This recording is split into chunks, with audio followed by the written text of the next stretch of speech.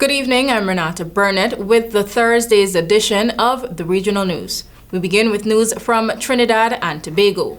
Watermelon vendor Dylan Joseph, 30, was killed in a drive-by shooting at a stall near the Caroni roundabout on Wednesday afternoon. Just after 1 p.m., the occupants of a black Tita opened fire on Joseph. A nearby vendor was also shot and wounded, but police believe Joseph was the target. The other vendor, who had not been identified up to late Wednesday, was being treated at the Eric Williams Medical Science Complex, police said. Police said Joseph's killing was a spillover from a recent spat of murders, shootings, and house fires along the old train line in St. Augustine. In a statement sent soon after Joseph's death, St. Augustine MP Khadija Amin called for the intervention of Prime Minister Dr. Keith Rowley. Amin said, and I quote, "According to media reports, the victim, Umardat Dylan Joseph, from the train line in St. Augustine, was previously shot earlier this year in Warner Street. This follows a recent pattern in the area where Daniel Riley, Anisa Ramkisoon, and Darshan Ramnath were all killed in proximity to Warner Street. On each occasion, I pleaded with the Prime Minister and the Minister of National Security to deal with the increasing crime levels, yet requests continue to fall upon deaf ears," unquote.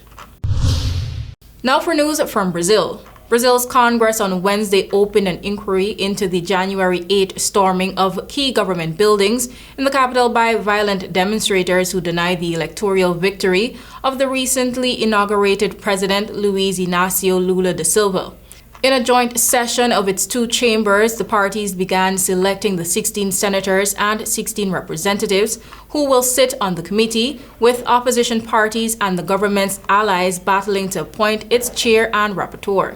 The government fears the inquiry will be a political sideshow, firing up supporters of former President Jair Bolsonaro and distracting from Lula's proposed tax reform and budget rules meant to keep a lid on political debt and boost social media programs to address inequality, government allies said.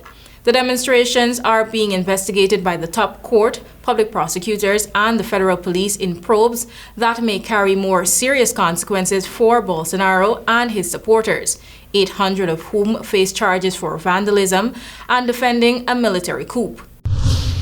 We now close with some sad news. Jerry Springer, the former Cincinnati mayor and longtime TV host whose tabloid talk show, The Jerry Springer Show, was known for outrageous arguments and physical confrontations between sparring couples and homewreckers, has died at the age of 79 of pancreatic cancer at his home in suburban Chicago, said Jenny Galvin, a spokesperson for the family, on Thursday.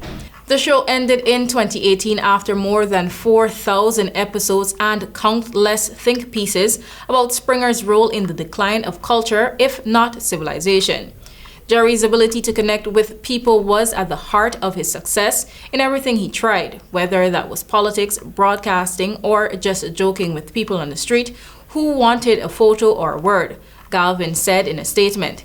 He's irreplaceable and his loss hurts immensely, but memories of his intellect, heart, and humor will live on. That's all for now. Thank you for watching.